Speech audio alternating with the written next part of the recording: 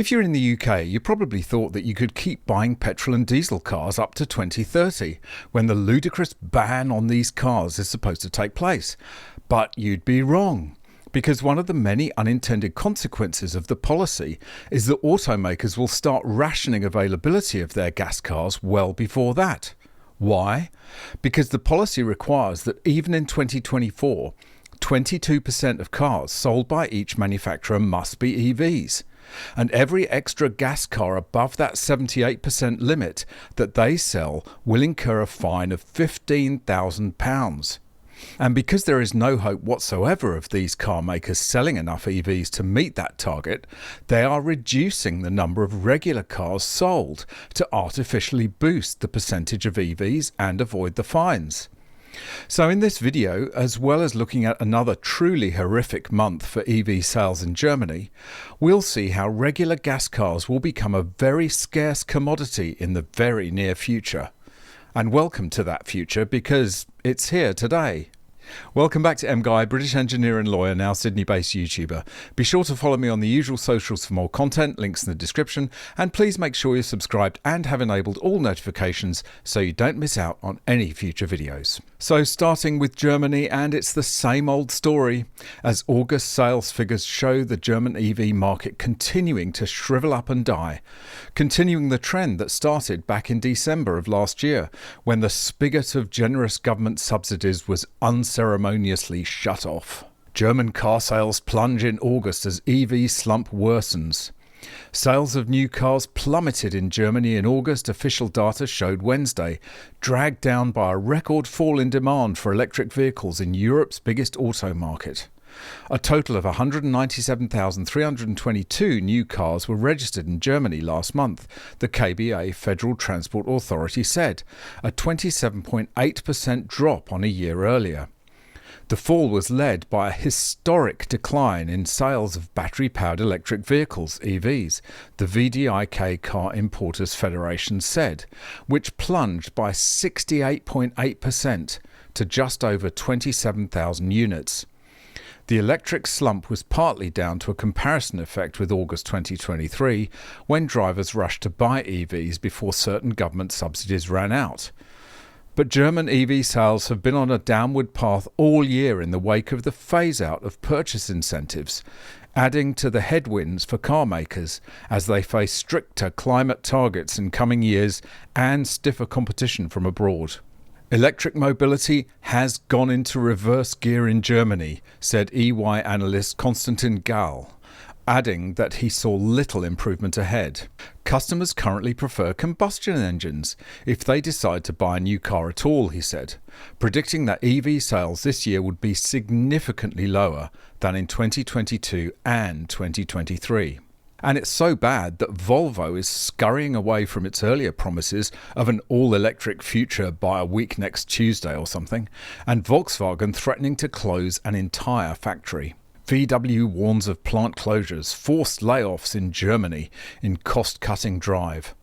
VW is considering plant closures and ending job security in Germany to streamline spending amid the transition to electric cars.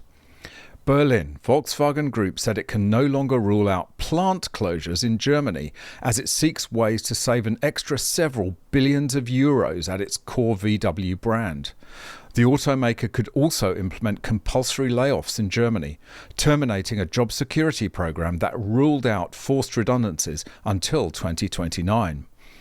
VW considers one large vehicle plant and one component factory in Germany to be obsolete, according to the automaker's Works Council.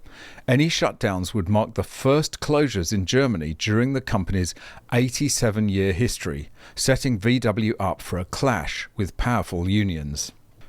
And even worse than that, they're so desperate to get rid of excess workers as the crunch starts to bite, they're paying them tons of money to walk away, as Fortune reports. Volkswagen is reportedly paying staff up to €450,000 to leave amid €10 billion cost-cutting drive. Struggling automaker Volkswagen is stuck in a massive cost clear-out as it seeks to calm investors amid fears of falling EV demand. Its latest strategy to get there reportedly involves six-figure paydays for employees it deems surplus to requirements. The German auto giant agreed last year to reduce its costs by €10 billion as fears mounted over a slowdown in EV uptake and new competition from cheap Chinese rivals. Part of this cost-cutting drive includes a 20% reduction in administrative personnel costs, which is likely to involve a significant reduction in Volkswagen's 684,000-strong workforce at the end of 2023. The German publication Wolfsburger Allgemeine Zeitung reports that the automaker is offering lucrative packages to employees no longer needed as part of a push to reduce personnel costs. Between April and June, the group reportedly offered staffers a special bonus of €50,000 if they agreed to take severance. Alongside typical incentives, the publication says this saw some employers receive up to €450,000 if they departed the company. We must abandon the notion that one day 1 million vehicles a year will roll off the assembly line in Wolfsburg. We need to prepare for significantly fewer cars, an unnamed manager told the publication. Oh my God, it's shocking. All of this is the direct result of misguided European EV mandates. Previously, the Chinese were absolutely rubbish at building petrol cars, and the Europeans were pretty damn good at it. And the Euro car market was thriving.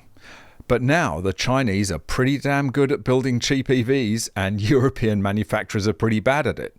So if you mandate EVs in Europe, be prepared for local manufacturers to go belly up, thanks to a flood of cheap Chinese EVs. It's hardly rocket science. And now on to the UK, where if you order a car today, you'll be waiting months to get it again, thanks to mad EV mandates, as the Telegraph reports. Petrol cars rationed to meet eco targets. Warning comes as consumer demand for expensive electric cars continues to wane. Car makers are rationing sales of petrol and hybrid vehicles in Britain to avoid hefty net zero fines, according to one of the country's biggest dealership chains. Robert Forrester, chief executive of Virtue Motors, said manufacturers were delaying deliveries of cars until next year amid fears they will otherwise breach quotas set for them by the government. This means someone ordering a car today at some dealerships will not receive it until February, he said. At the same time, Mr. Forrester warned manufacturers and dealers were grappling with a glut of more expensive electric vehicles, EVs, that are not easily finding homes. He said, in some franchises there's a restriction on supply of petrol cars and hybrid cars, which is actually where the demand is. It's almost as if we can't supply the cars that people want, but we've got plenty of the cars that maybe they don't want. Wow, who would have thought it? People actually want cars that do the job they need, without being demanding and inconvenient and impractical like EVs, and without needing to waste hours at a public charging station rather than 5 minutes filling up with gas. So the automakers will just abandon the UK market as they can't possibly make a decent profit anymore. And another article in the Telegraph just perfectly sums up this insanity. Targets originally imposed by the Tories have mandated that we give up petrol cars to an increasing degree between now and 2030. We, the people, have no say in this. Do you think that the current government would hold a referendum on the subject? Of course not. No, politicians are intent on virtue signalling their willingness to save the planet, even if the actual policy makes little difference on a global scale. They are in the happy position of being able to do this at the expense of the public. I am old enough to remember when British governments thought it important to support the British car industry. How things have changed. We produce almost half the cars today than we did 5 years ago. The government is now set on giving a rapidly declining industry an extra push downwards. Who will be the beneficiary of these policies? Presumably the Chinese companies that do not have to bear our inflated domestic fuel and steel costs.